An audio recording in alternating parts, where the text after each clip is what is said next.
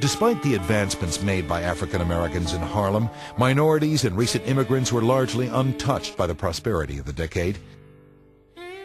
For African Americans in the South, the way of life had remained largely unchanged since the post-Civil War period. Many African Americans worked as sharecroppers, giving up most of their crops to white landlords in exchange for the right to work the land. Most recent immigrants worked for low wages in factories. Added to these hardships was the fact that the 1920s was a period of intense nativism. White Americans who believed they had the rights to the land were called nativists. Nativism was based largely on xenophobia, the fear of anything strange or foreign.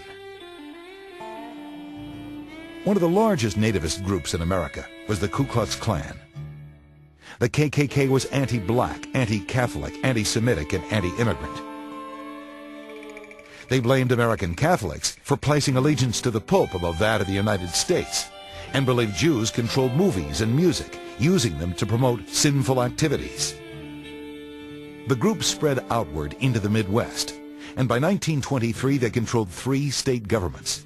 By 1924, the Klan was at its peak in popularity, boasting more than 4 million members, including politicians and high-ranking members of law enforcement. Klan members used to go on nighttime sprees of violence where they would terrorize or lynch those they saw as enemies to their way of life. This is not to say that all those in power were corrupted by the politics of the Klan. In September 1923, the governor of Oklahoma placed the state under martial law in an attempt to reduce Klan violence. Police arrested over 4,000 Klansmen during the 3 weeks the martial law was in effect. Still, the KKK remained a force to be reckoned with.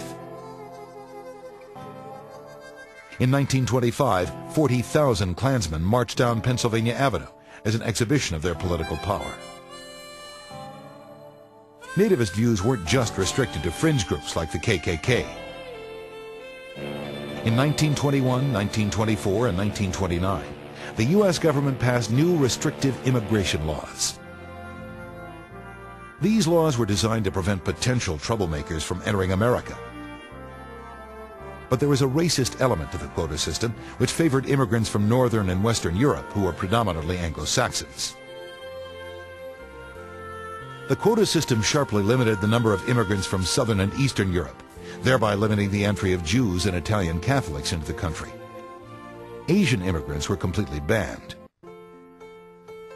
Part of the reason for this fear of foreigners was anxiety about the rising threat of communism throughout the world.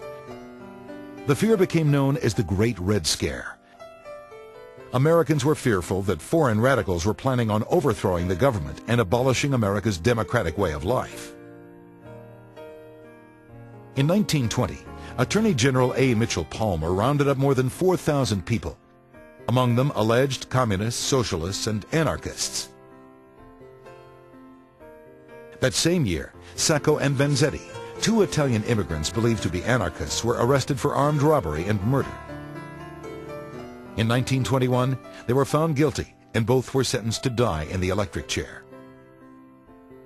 Many Americans were outraged by the verdict and protested on behalf of the accused, fearing they were condemned for their unpopular political beliefs.